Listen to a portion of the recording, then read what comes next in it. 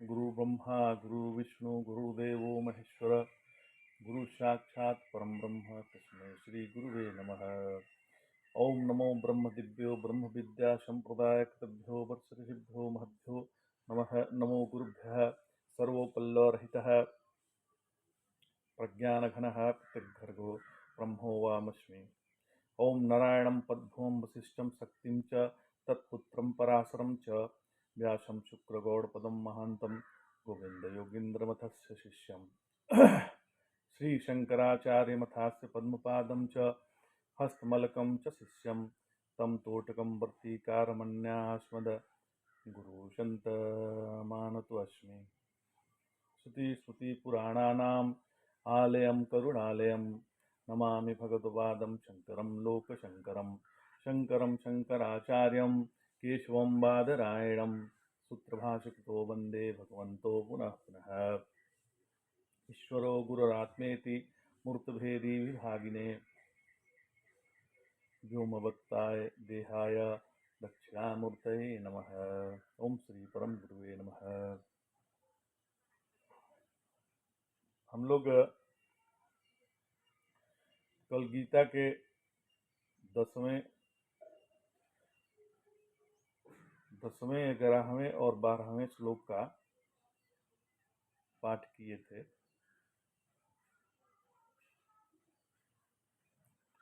उसमें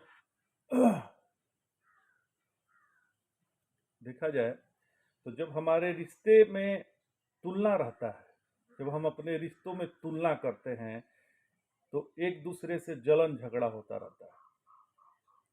हमारे रिश्तों में तुलना ही कारण होता है अपने झगड़ा का, जलन का। और जब तक तुलनात्मक जीवन हम जिएंगे तब तक हमें शांति नहीं मिलेगी। जब हम एक दूसरे से तुलना करते रहेंगे तो जाहिर सी बात है कि मन अशांत ही रहेगा। तो क्या करें?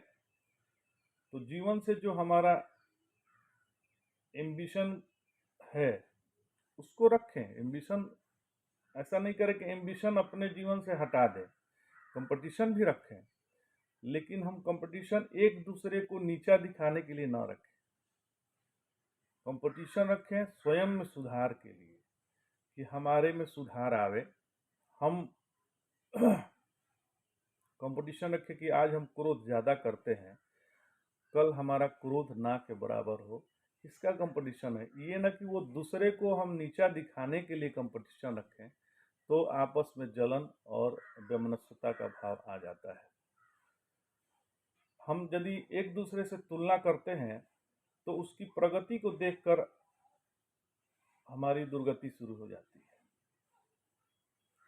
इससे बचना है। दूसरे की तरक्की से हम दुखी होते हैं, यह हमारा चरित्र हो गया है। जब तक हम इस सापेक्षता के जीवन जिएंगे तो हमें शांति नहीं मिलेगी। पर यदि हम किसी की तरक्की और किसी की सफलता को देखकर आनंद का अनुभव करते हैं तो हमें दुखी होने का कोई कारण नहीं रहेगा। यदि किसी की भी सफलता वो मेरी ही सफलता है यह हम मान लें तो हम कैसे दुखी होंगे? और यह तब होगा जब हमारा रिश्ता भगवान के साथ होगा, जीव के साथ नहीं होगा। जब भगवान के साथ रिश्ता होता है तो भगवान से हम कंपटीशन नहीं करते हैं, भगवान को हम समर्पण करते हैं। जिसके जीवन में समर्पण आ गया है वह व्यक्ति नीचे नहीं गिरता, क्योंकि समर्पण माने सलेंडर। ऐसा नहीं कि हम कंपटीशन नहीं करें, करना आवश्यक है। कंपटीशन ये करें कि वो कंपटीशन हमारे लिए साधना हो जाए।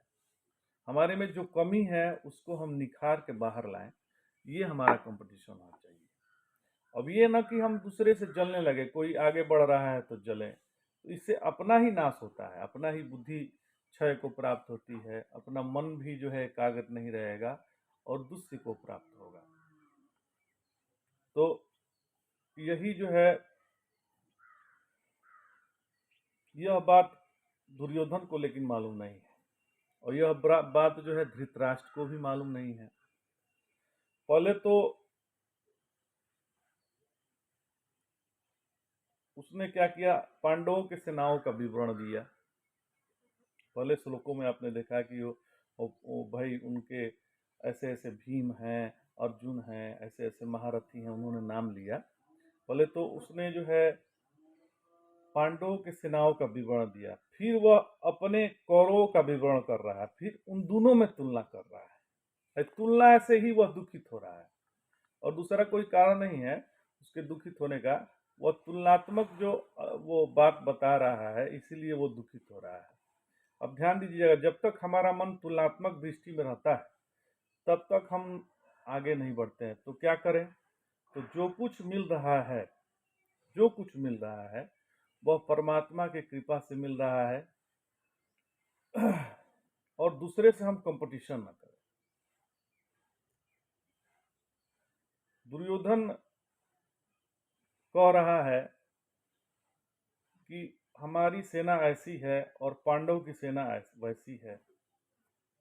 यह भीम से तुलना भीष्म से कर रहा है, जबकि भीम भीम का जो बल है वो भीष्म के सामने कुछ भी नहीं है। और भीष्म चाहे तो 2 मिनट में पांडवों की सेना को खत्म नष्ट कर सकते हैं, इतनी शक्ति उनके अंदर मौजूद है। फिर भी उनकी तुलना भीम से कर रहा है।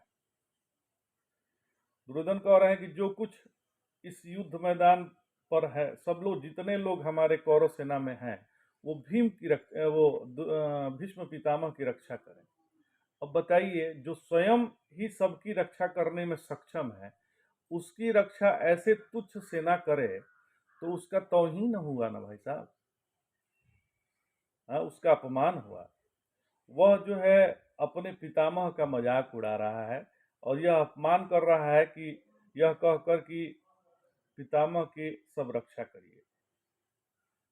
जो सबकी रक्षा करने में सक्षम है उसके लिए वह बोल रहा है कि इनकी रक्षा करिए, तो उनका अपमान ही न कर रहा है।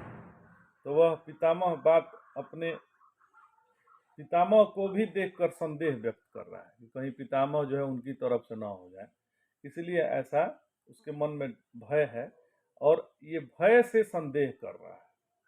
तो ये दोनों ही मन और अंतःकरण को ये दूषित करने वाला भाव है।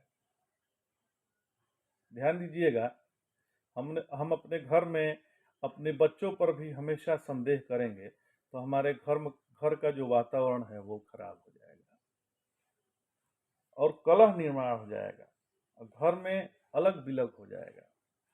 जब ऐसा चल रहा था तो दुर्योधन का अंतःकरण को शुद्ध करने के लिए, कि दुर्योधन के मन में जो ये सब फालतू का बात आ रहा है उसके अंतःकरण में शुद्धता आ जाए, हर्ष की उत्पत्ति हो जाए, उसकी आत्मविश्वास जागृत हो जाए, इसके लिए भीष्म पितामह ने क्या किया कि शंख जो है बहुत ऊंचे स्वर में शंख नाद किया। यहाँ तक जो है हम लोग वो किए थे, अध्ययन किए थे। और इसलिए शंखनाद किया भीष्म पितामह ने कि ताकि जो दुर्योधन की दुर्मति हो गई है उससे वो निकल करके अपने अपने मन को हर्ष में लीन करे, अपने अपने को अपने में आत्मविश्वास जागृत करे कि भाई चलो हम युद्ध के लिए जा रहे हैं, हम अवश्य जीतेंगे।